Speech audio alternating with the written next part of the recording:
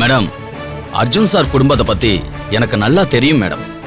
அவர் case விஷயமா நம்ம ஸ்டேஷனுக்கு எத்தனையோ தடவை வந்திருக்காரு.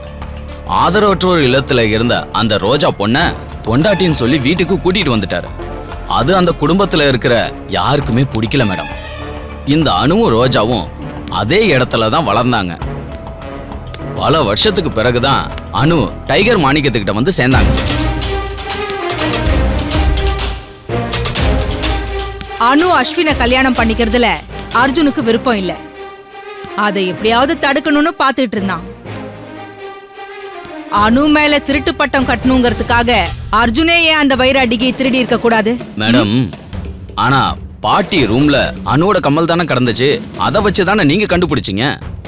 அர்ஜுன் எடுத்திருந்தா அந்த கம்மல் அங்க எப்படி வந்திருக்கும்? எக்ஸாக்ட்லி. எனக்கு இடிக்கிறதும் அந்த ஒரு இடம் தான்.